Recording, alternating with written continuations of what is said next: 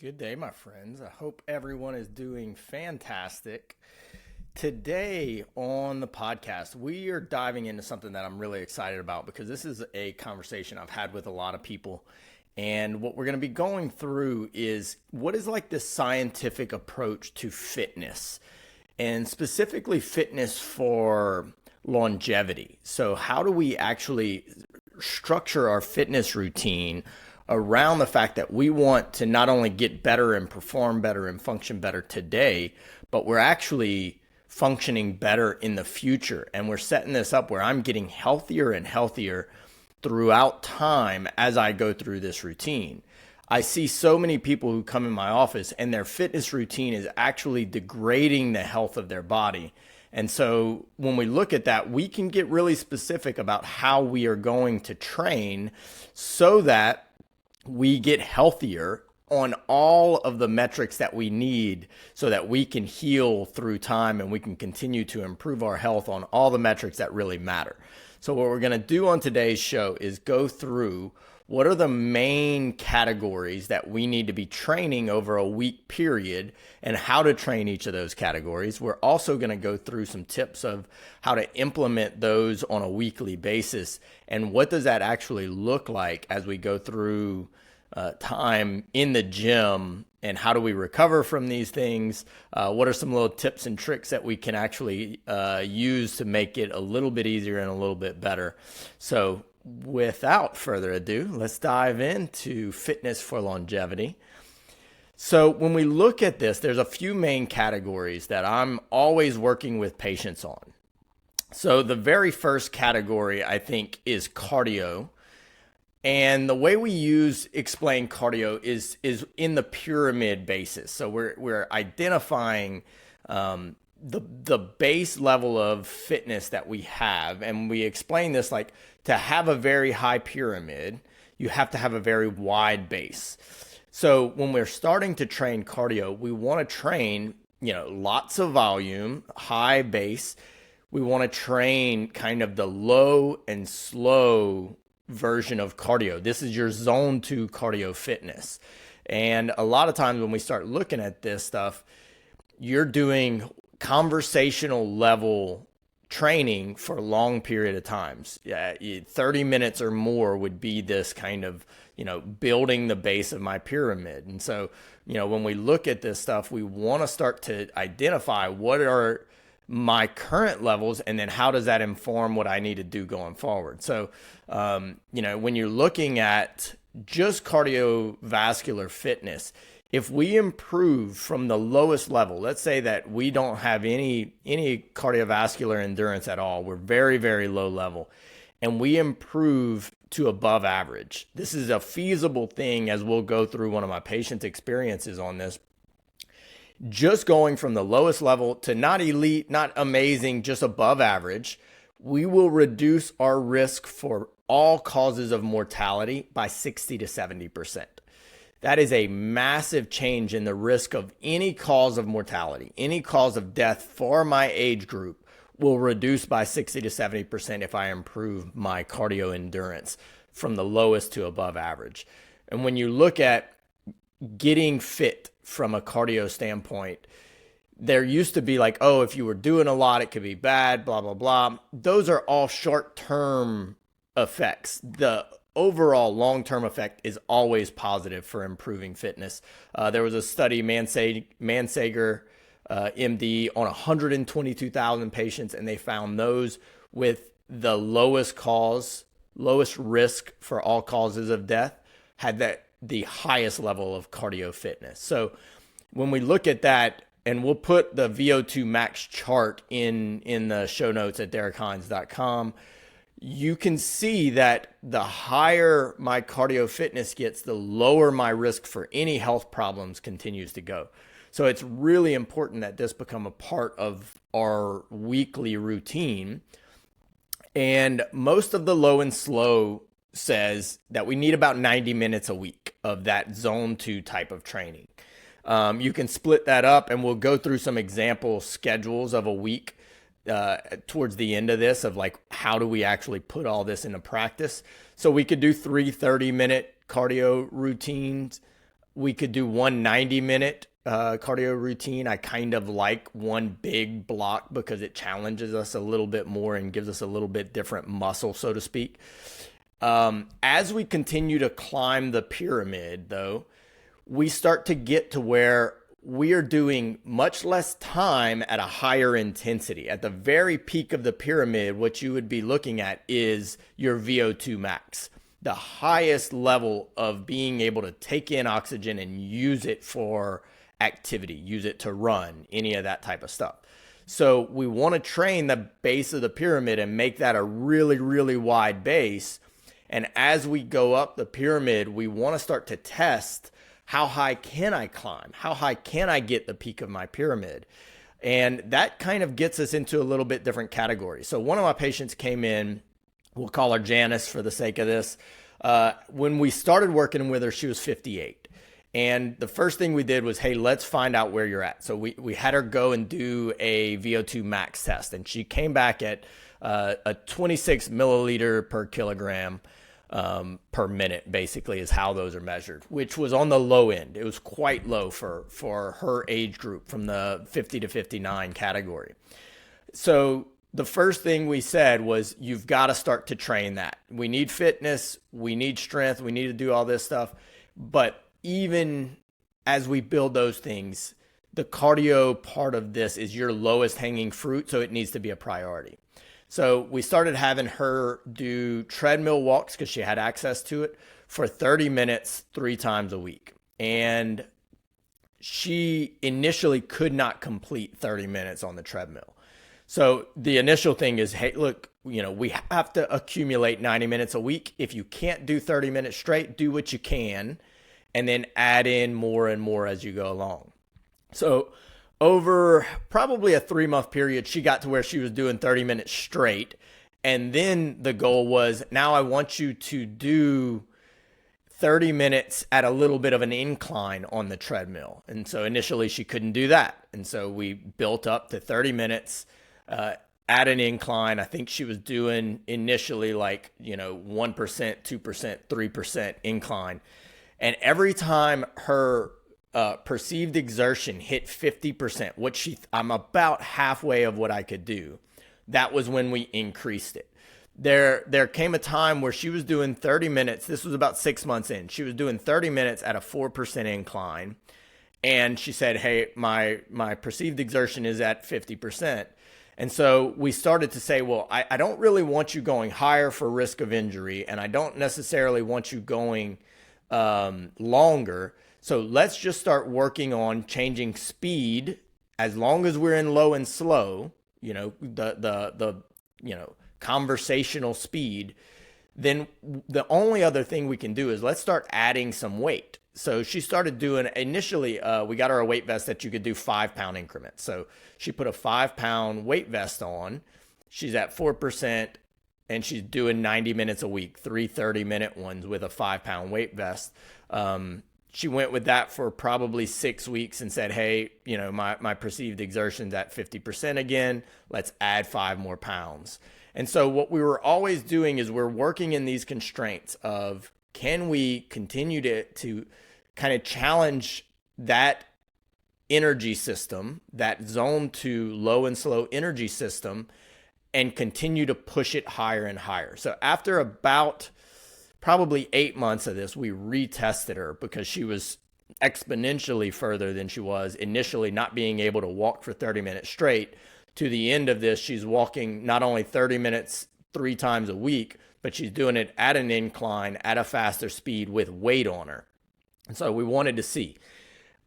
Janice increased her VO2 max to 33 milliliters per kilogram per minute, or putting her in the above average category. And she had put in a lot of work at this point. We also checked some metrics. Her blood pressure had dropped to by about 10 points to within normal limits. She lost 14 pounds during those eight months, and her resting heart rate, something that I use as just a rough metric for cardiovascular fitness, dropped from 78 to about 65. So, to within a really nice range. So at this point, we were continuing to talk about the pyramid model, and Janice said, well, I feel like I'm in the middle of my pyramid. And so that led us to that next stage of the pyramid, which is VO2 max training. That is the zone 5 intense, highest, as fast as I can go type of training. And so when we look at it, there's a few ways that we can train that. This is your anaerobic, as hard as I can go. Can I get the highest amount? If we're trying to train VO2 max, there's a few ways of doing it, but all of it is high intensity stuff.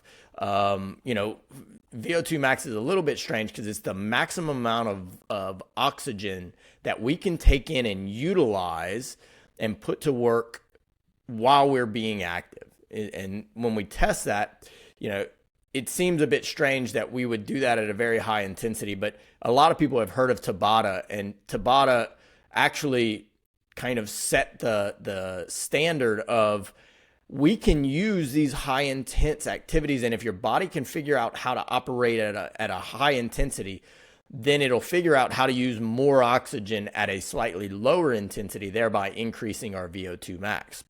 And so we teach people something called the 10-minute VO2 max threshold. And when we get to this, as we got to this point, we've built the base with Janice, right? The base of the pyramid is bigger. Now we want to layer that on. This is not something I want people to start with until they've built the base of that pyramid up, because you're not going to have a wide enough base to do this without having some issues. So this was the perfect time to put it into her routine. So what we do is this 10-minute VO2 max threshold. And what it looks like is using a bike, using a rowing machine or a stepper machine. Those are my favorites. I don't really like doing this in running. The risk of injury is too high for most of us because you are trying to do a maximum effort. And so my go-to is using an Airdyne bike. And what you do is you're doing 5 2-minute rounds. The first 2-minute round is going to be 90 seconds at 50% or a 5 on your perceived exertion, about half of what you think you could do. And then you get 30 seconds as a rest break. So that's a 2-minute cycle. And then the next round, after the 30-second rest, you're back on for 60 seconds at 75% of your perceived exertion. And then you get another 60-second break. So you have another 2-minute cycle. And then now is where the fun gets started. So starting after that 60-second rest, you're going to do 30 seconds at 90% of your max, 90 to 100% of your perceived exertion for 30 seconds. So you're pedaling all out as hard as you can go, 30 seconds, watching the clock, and then you get 90 seconds break. And you're going to repeat that 3 times to end this 10-minute VO2 max threshold. So you'll do 90 seconds rest, and then you're back on the clock for 30 seconds at 90% of your perceived exertion as hard as you can. You're pedaling, you're rowing, you're stepping, whichever machine you're on. 30 seconds as hard as you can go, and then you get 90 seconds rest. And then for the last round, 30 seconds on, hard as you can, and then technically 90 seconds of a rest break, and you're done. So I do like to continue moving on those rest breaks. So if I'm on an Airdyne, I'm on a bike, I'm going to continue kind of pedaling and just barely moving. You're going to notice when you get off, your legs are wobbly. It's only 10 minutes, and I promise you it will give you everything that you want. So using that, what we actually will start to see is that all the metrics, like in Janice's case, all the metrics that we track get much, much better. At the end of this, her resting heart rate hovered around 60. So she went from a resting heart rate over about a year to 14 months, went from almost 80 at rest. Her heart was having to beat almost 80 times to give her body the energy that it needed, to right around 60. That's an incredible sign of just how much better and efficient your heart is functioning, and your cardio fitness is just climbed to a much higher degree. At that point, she improved her VO2 max again. She went up to about a 36 milliliter per kilogram per minute. At this point, she was getting close to 60, so she wanted to cheat and say, hey, let me get into my 60 to 69. Either way, if you look at the chart, she was doing fantastic in terms of where she was. So, in this category, she was very close to being elite, but she was definitely in the high category for both age groups. And, really, if we looked at where she went from a starting point of her VO2 max being 26 and improving that to a 36, her risk of mortality just decreased dramatically. So this work was time very, very well spent and will serve her for the rest of her life going forward as she continues to maintain all of these changes. But, much easier to maintain them than it is to kind of build this up. So once we got to that point, we were both saying, hey, look, we want to continue. She's a bit addicted to it, to kind of checking and tracking. But we want to start layering in the other areas that are very, very important. When we look at the research around improving VO2 max, there's very similar research to improving overall body strength. There was a study done in 2017 by Lee et al. That found low muscle mass had a 60% increased risk of death versus high muscle mass. And in the follow-up study in 2018, the same researchers found that you could actually get more specific and say there was low muscle strength that had the greatest risk factor for all causes of mortality.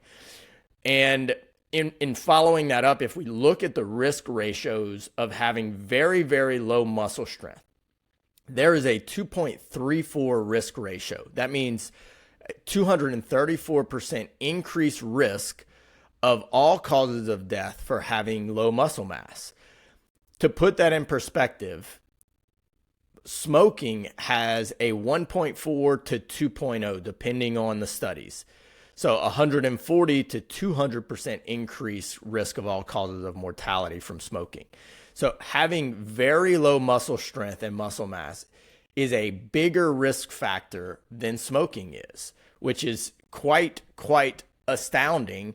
And I don't think many people look at how much weight, pun intended, having low muscle mass carries. So we really need to be paying attention to how much muscle strength we have and how much we're spending time on it. There's a few different types of muscle strength that we go through with our patients. And I teach something called the 3x3 concept. The 3x3 concept is I want muscle strength and I want muscle stability. These two can be slightly different. So before all of our strength days, we want to do 3 stability exercises for that area. So if it's a leg day, I want to do 3 stability exercises for my legs before I get started. And then when I get into the strength component, I like people to focus on 3, to make the numbers easy, strength categories or strength moves for the legs. So that might be things like squats. That might be things like lunges, ham curls, leg extensions. We're picking 3 exercises that we're going to really focus on to get stronger at over time. The other concept that there's a lot of back and forth on in the fitness community when it comes to strength is, are we doing high repetitions or low repetitions? There's benefits to both. You have muscular endurance. Can I stay strong the more repetitions I do? And then we have muscle power. Can I stay strong for a very short duration and high power output, a lot of strength output? There's benefits to both sides of these. So what we do is we do a low month and a high month, and we just continue to alternate them. So my strength days may stay the same every week, and we'll get into some of that stuff. But on my low month, I'm going to be doing low repetitions for just a few of those exercises. So we're talking below 8 repetitions for my strength exercises. If I'm doing squat, I might be doing sets of 5. And doing 5 sets of 5 for squats might be a typical workout for that. On my high month, I'm going to flip that, and I might be doing sets of 20 to 30 at a much lower weight. So on the low repetition months, I'm doing heavier. I'm doing less repetitions. I'm focusing on a perfect muscle contraction. In my head, I'm visualizing that muscle contracting as strong as I can make it. And that's the focus of everything that I'm trying to do on these heavier months, is perfect contractions. That's what I want. When I flip that and I'm on a light, high repetition month, I'm going to go much lighter because I'm doing a lot more repetitions, sometimes 5 times more repetitions, especially if I'm looking at these. And in these situations, I'm focused on perfect form for every repetition, so that I am paying attention to how is the move being done.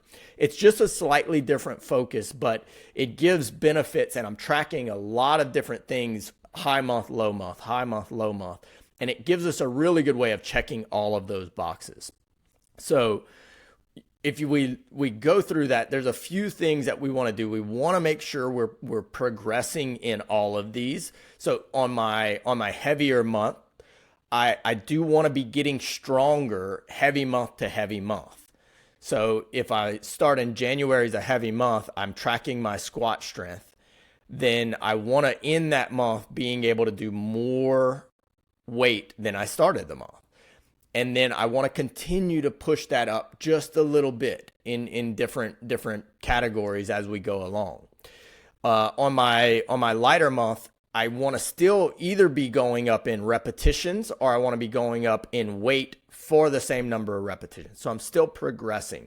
With strength, it's all about challenging the body and giving the body the chance to recover and increase the strength and the ability for us to do the workload in the same number of repetitions as we go along. So we just don't want to be static on either end of the strength days. Some things that we can do when we're looking at strength to improve it, there's a lot of in the recovery world that you can do, and we'll have a specific podcast focused just on that. But a lot of people start asking me, what are the performance enhancers that we can use for strength days? And we'll get to recovery in a little bit. But my favorite thing that I tell everyone, if you're doing strength stuff, you should be doing 2 things. You should be checking your protein intake, and you should probably add creatine monohydrate to your supplement routine. Protein, if we're building strength and we're not eating enough protein, then the chance that we're actually laying down more muscle mass as we age is very, very low. We should, a basic level is we should roughly shoot for about 1.5 to 1.8 grams per kilogram of body weight. And so to make that easier for people in pounds, if you're a 200-pound male, you should be looking at somewhere around 150 to 180 grams of protein a day. And the requirement increases as we age. So I know we've talked a lot about fasting on this podcast, and we've talked about the benefits of intermittent fasting and paying attention to what we eat. This still falls in that category. And I think the one caveat I have with intermittent fasting as people age is that we still need to be tracking our protein intake and getting enough protein to build muscle.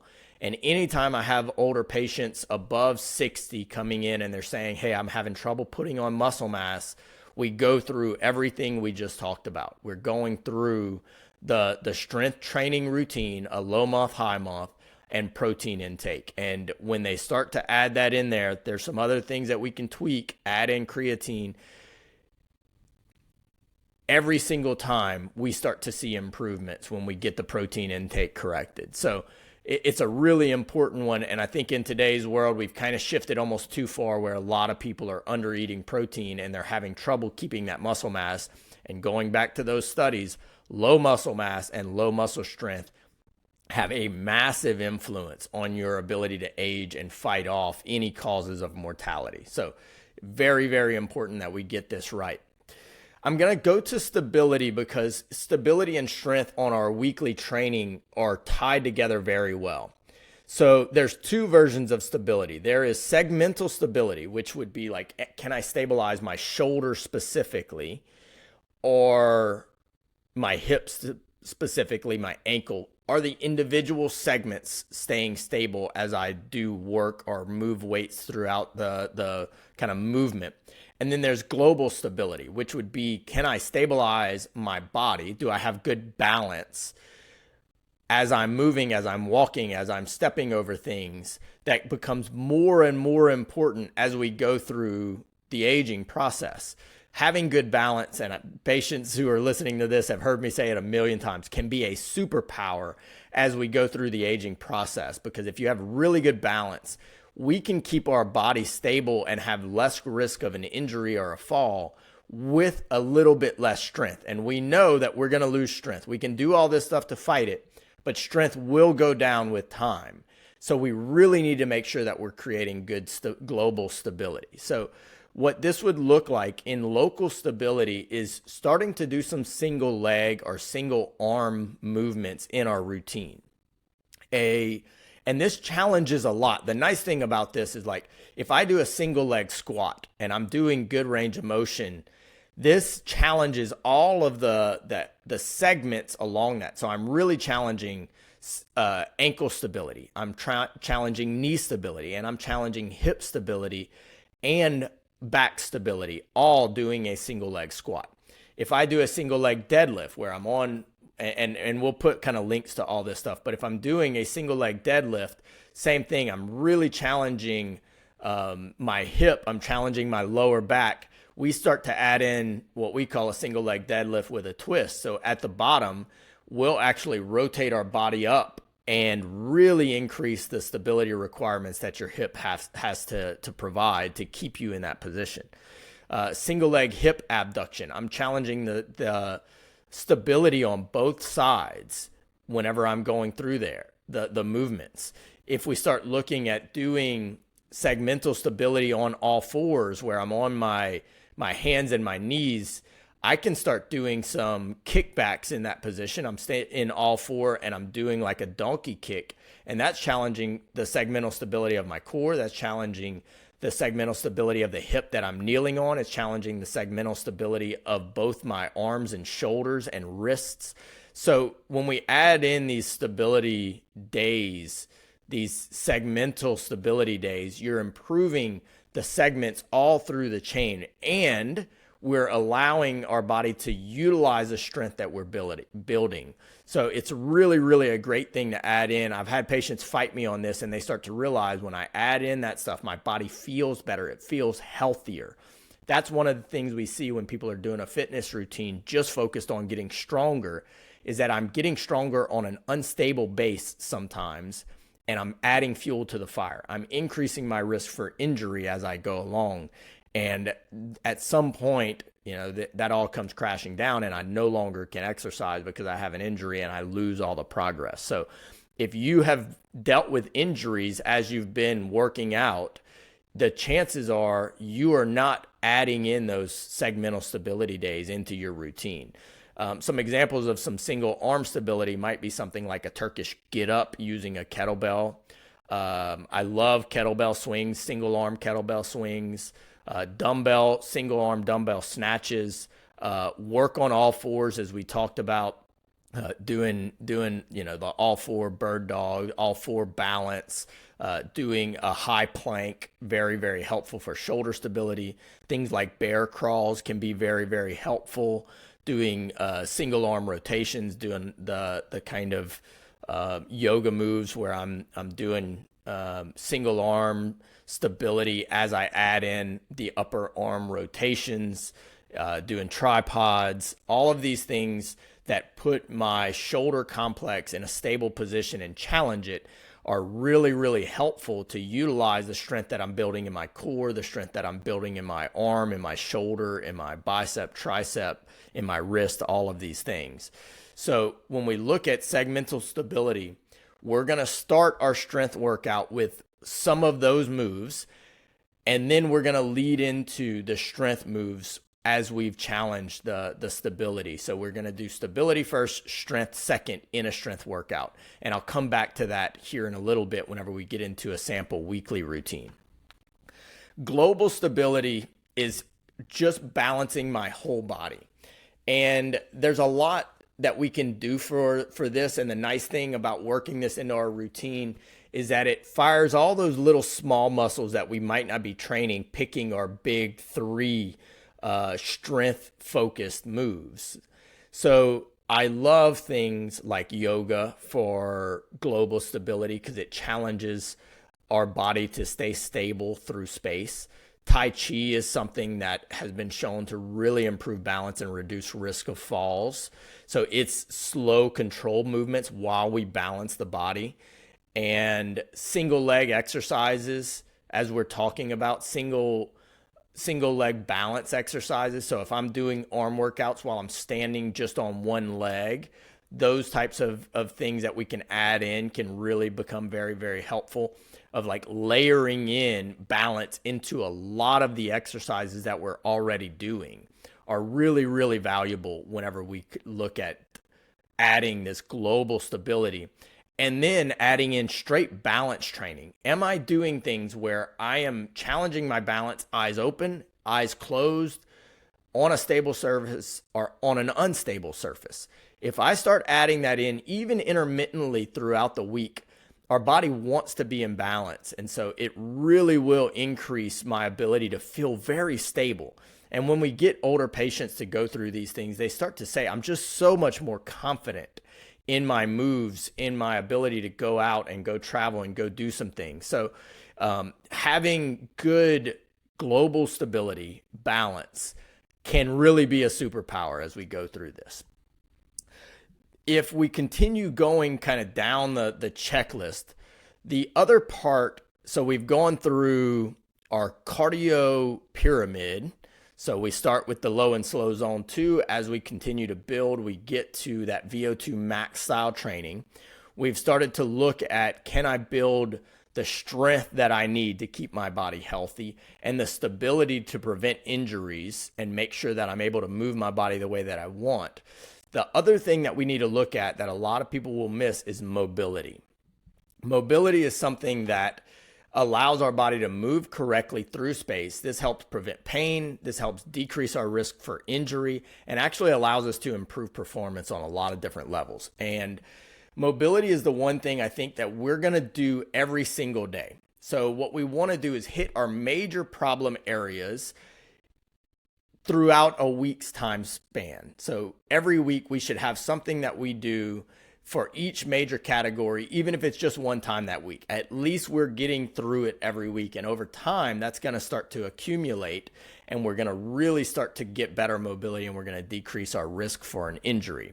So if we look at this, the major areas of the body that cause problems are going to be the chest. A lot of people tighten up throughout the chest. This is today's world. We're sitting, we're on computers, we're in cars. The chest really can start to pull us forward. It puts a lot of stress on the shoulders.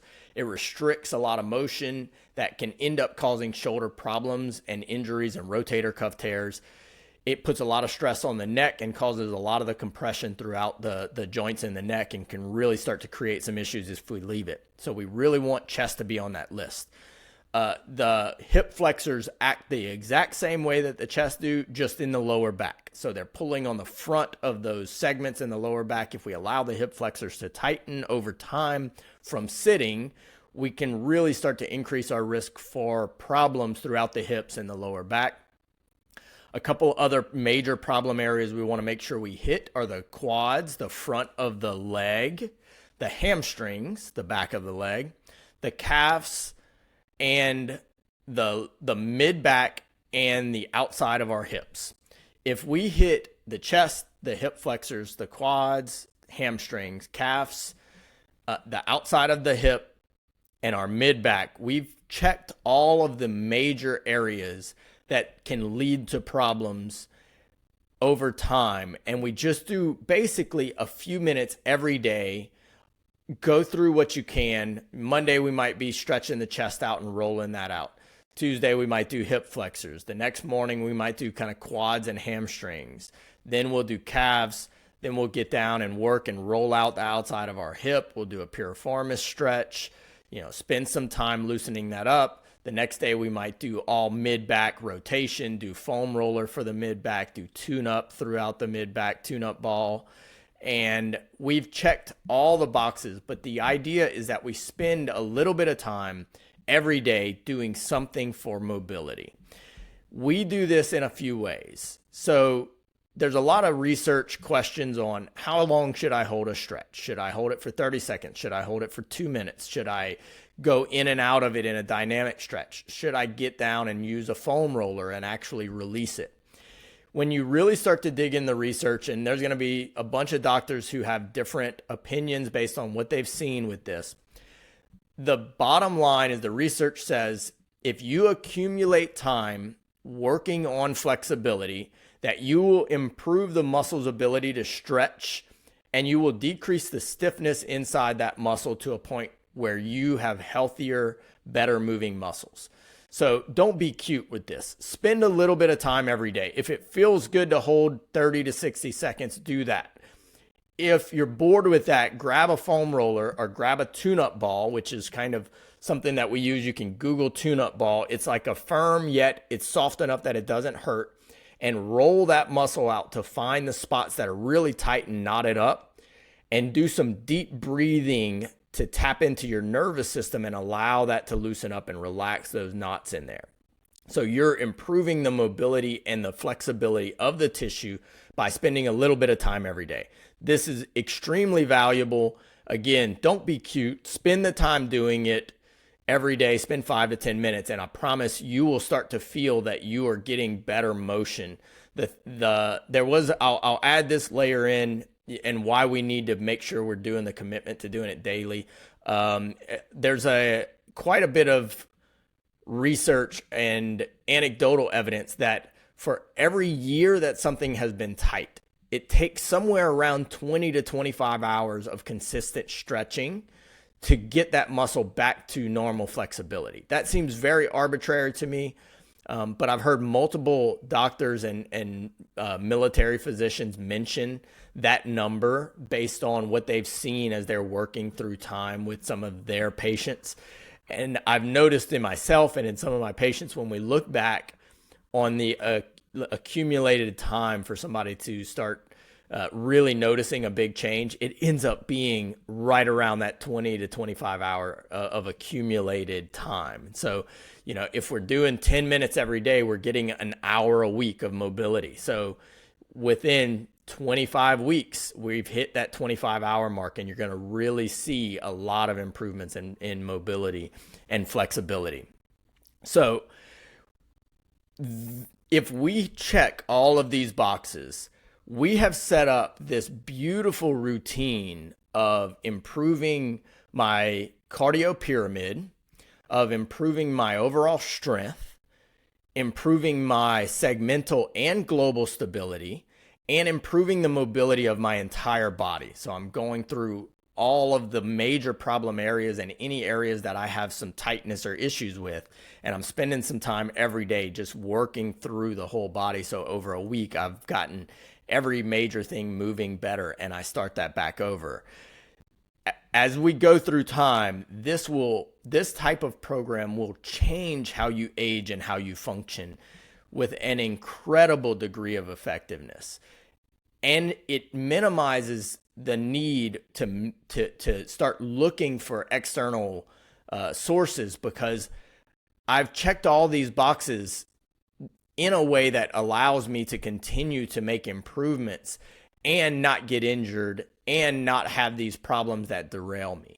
So when we look at putting this into practice, the big thing is, can I allocate the time to make sure that we're doing all of this stuff? So I'm going to give you all an example week of what this would all look like. So if we'll start on Sunday. I like Sunday to be an active day, because it starts the week off right, and we have some time to kind of get all of our schedule and structure done well. So I like to set Sunday as a 90-minute low and slow, the base of that cardio pyramid training. So that can be walking, that can be jogging, that can be biking, that can be rucking. As we were talking about, rucksack is where we're adding the weighted vests, and we're kind of going hiking with them. But that's 90 minutes in that zone 2 conversational level of activity. And it can really, really be a great time for us to put a podcast on, to put on an audiobook, to get out in nature and get some fresh air. But I love to put all that in. You can break that up into 3 30-minute ones if we haven't built the base of that pyramid up, as we were talking about with Janice's case.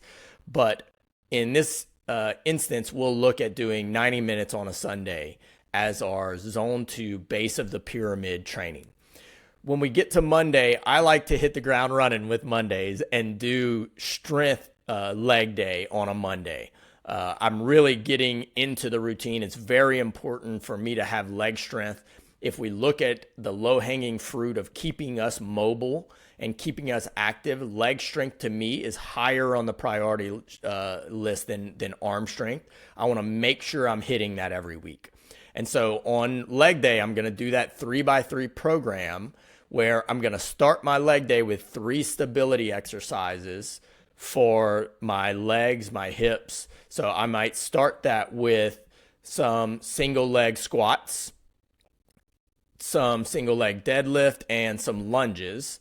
And then I'm going to get into my strength, my 3 strength moves. So I might get that into some squats, some, leg extensions, some leg curls, and I'm tracking strength with those. I'm doing low repetitions and I'm doing low sets. So I might do 5 sets of 5 for squat.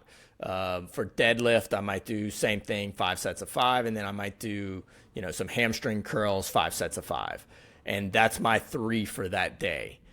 You can pick your own 3 exercises, but just make sure that we're tracking them. On a high month, I might do this. On a high repetition month, I'm doing the same moves. I'm just flipping it. It's much, much lower weight and it's high repetitions. So we're using that low and high concept.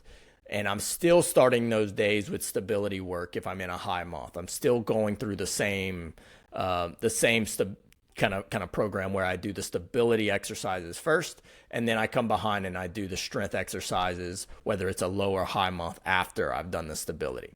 So that's Monday. Tuesday is a day that I love to do global stability. So as we're talking about global stability being Tai Chi, yoga, balance training, any of the things that you can choose to pick up, global stability and balance, followed by the 10-minute VO2 max on a bike, on a rowing machine, and then some active recovery. And I'm gonna wrap this podcast up with a little bit of information on recovery and how much that can change our performance. But so Tuesdays would be global stability. That's my day. This is almost like an active recovery day with the 10-minute VO2 max program. So I'm getting on that bike. I'm doing the 90 seconds at 50%, followed by a 30-second rest. I'm doing 60 seconds at 75%, followed by a minute rest. Then I get to the real work. I'm doing 30 seconds all out, 90+% perceived exertion, followed by 90-second rest, 30 seconds on, 90-second rest, 30 seconds on, 90-second rest, and I'm done. And that's what Tuesday is going to look like. And Wednesday, we'll go back to strength, stability, strength of the arms and the upper body. And so, going back to the options that we have for arm stability, we can do planks, we can do bear crawls, Turkish get up, single arm kettlebell swing or snatches, getting on all fours and doing, single arm stability with a twist. And then once we've selected the 3 of those that we're doing that day, we'll go through and do the 3 strength activities that we're going to be doing. So for this, a lot of times, again, we don't need to be cute. We're trying to build strength. So we can do bench press. I love dips for a full arm exercise. Pull-ups I love, very, very good. Lots of back strength, lots of stability. Bicep, tricep, another great option. Rows or lat pulls, kind of, if we're not to the point where we're doing pull-ups or chin-ups, then we can add those things in. And we're doing, again, on a low month, we're doing low repetitions and we're doing high weight. On a high month, we're doing low weight, we're doing higher repetitions, and we're continuing to kind of work through those, the 3x3 program where I'm just doing 3 repetition, 3 stability exercises to 3 strength exercises. On Thursday, we're going to go back to a global stability day, and we're going to do that 10-minute VO2 max, and then we're going to do some more recovery after. On Friday, we're going back to strength, and we're doing core strength exercises and neck. Neck, in my mind, is part of the core. The more neck stability and strength you have, the better your upper body is going to function. I see so many people who end up with neck pain and headaches and upper shoulder issues because they have weak neck muscles, and you can really decrease your risk for problems if we train the neck. So we are in the gym on Friday. We're doing any core stuff. I love to add in back rotations in this, like that back twist machine where you're kneeling and you're rotating the body through space. We're doing both sides of those. I like things for core strength like farmer carries, back extensions, planks, ab curls, ab exercises. And for neck training, we use a halo or iron neck. If you've ever seen the iron neck, where you're able to really train your neck in a normal physiological range of motion. We're not adding weight or compression to it. You're training the muscles in something they already do. So it really can be a very, very helpful exercise to add that in to your Friday routine, where we're doing all of the core stuff that you know to do. Work that in on this day, and then we're adding in some neck exercises on Friday. So I think the one thing that people miss on some of these things is trying to balance out some of the core imbalances. If you have a side and you're doing rotations and one side is much weaker than the other, spend some extra time trying to get that stable. We're going to do some videos and some information on stabilizing and balancing that out. But you really do, for the purpose of this podcast, want to pay attention to where those weaknesses are. If you're doing stability exercises and you notice, hey, my left arm is much less stable than my right arm, well, spend a little bit of extra time working on stability of the left arm to try and improve the balance inside your body. So it can be really, really helpful to add those corrections in there if you notice that you've got some imbalances in here. So that gets us to, what day are we on now? So we are on Saturday, and Saturday you have gotten to rest and recovery. So ideally, when we go through this, we have a recovery session on Tuesday, on Thursday, and on Saturday. Recovery needs to accomplish a couple of things. I need to nourish my muscles. I need to get all the healing agents, blood flow, oxygen to the muscles and the tissues that I've stressed. I need to clear out any of the damage that my routine has accumulated. So I need blood flow away from those tissues. I need lymphatic drainage away from those tissues.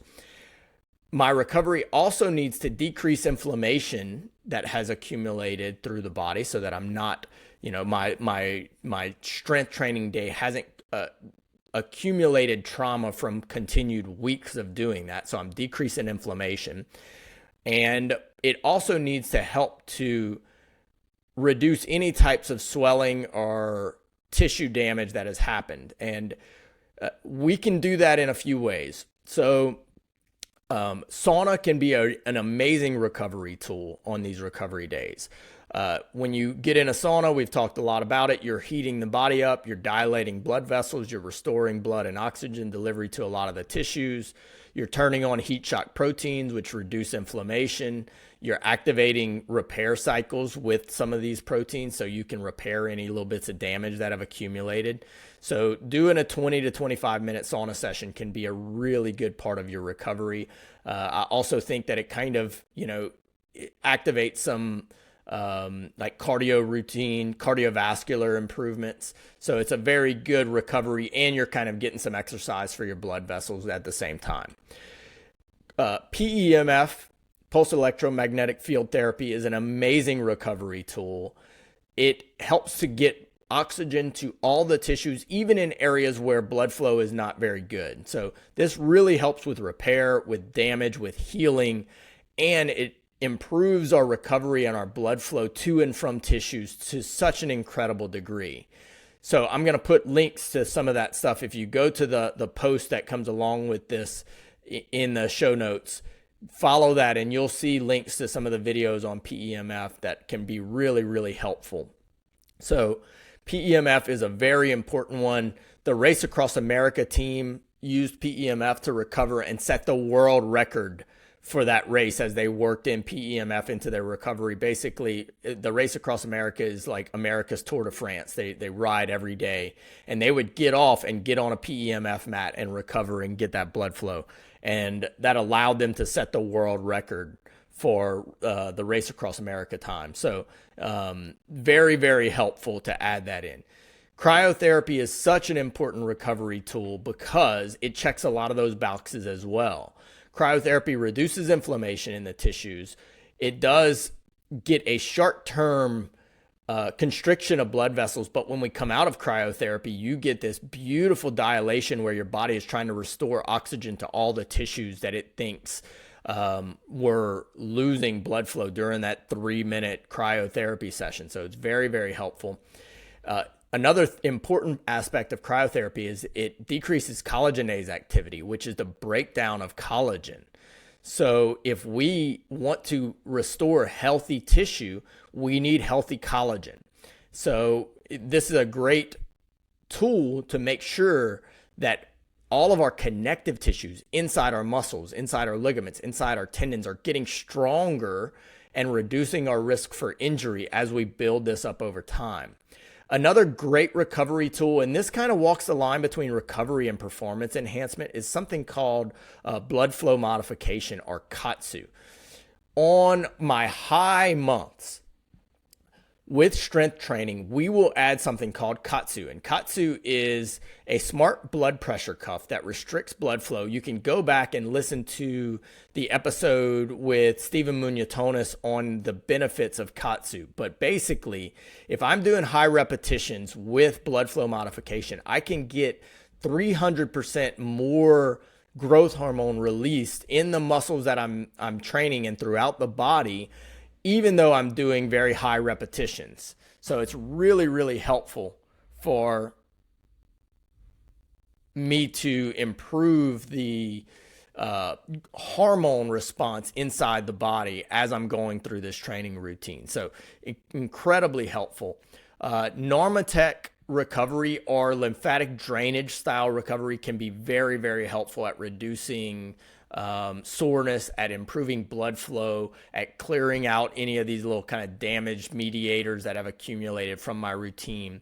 So on those recovery days, I like to kind of do a layered approach to that. So a perfect recovery day for me would be probably doing cryotherapy followed by a PEMF session and 25 minutes in the sauna. That little 30-minute routine right there will reduce my risk for injury dramatically as I'm going through this kind of progressive type of training. So I'm getting my body ready so that even whenever I'm 90 to 100, I am incredibly fit. I'm incredibly active. I feel amazing. I've got great balance. I've got great muscle strength. I've got a huge cardio pyramid so that I really have a lot of stores that I can pull from. And I've got the motion and mobility in my body to move how it's supposed to move. So to recap that, you're looking at Sunday, we're going to do a 90-minute low and slow. Monday, I'm doing leg strength and stability. Tuesday, I'm doing global stability and balance, and I'm doing my 10-minute VO2 max training. I'm doing recovery after that. On Wednesday, I'm doing stability and strength of the upper body. On Thursday, I'm doing global stability and balance, 10-minute VO2 max training and recovery. Friday, I'm doing core strength and neck strength and stability. And then Saturday, I am doing a recovery day.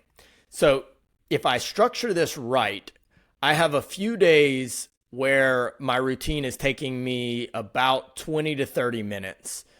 On our strength days, you can be in and out of a gym in 30 to 60 minutes if you're not taking a lot of time, wasting a lot of time in there to really kind of get in and get your work done.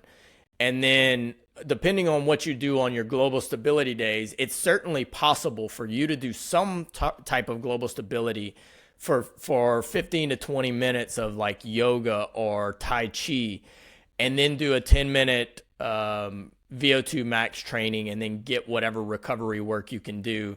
If that's a 3.5-minute cryo session, hey, we've gotten a ton of benefits. I've reduced my risk for injury. I've reduced inflammation.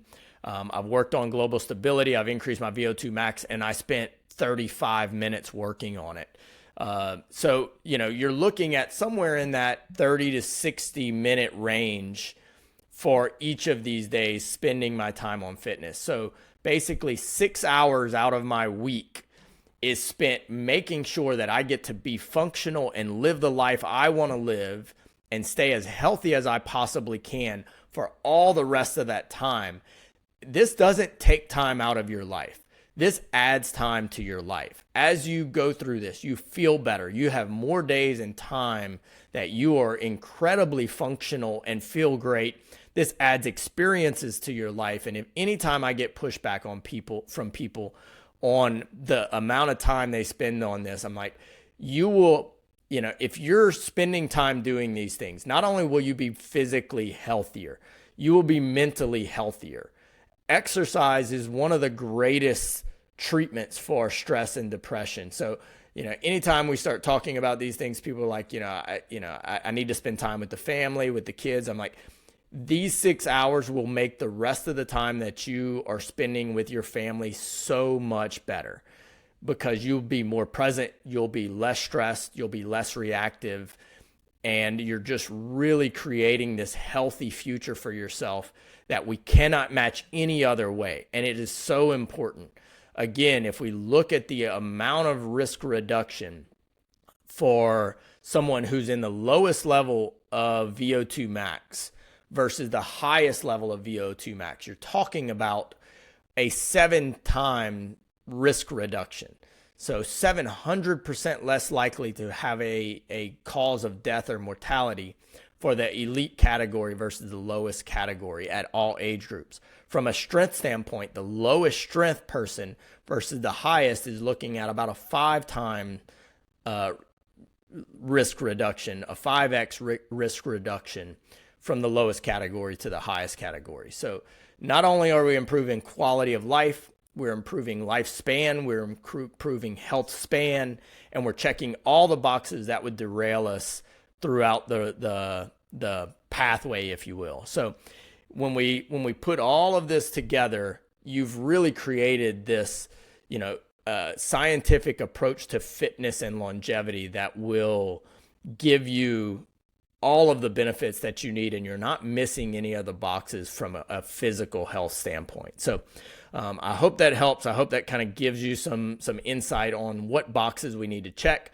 If you're missing some of those, start to work those in, even if it's once a week.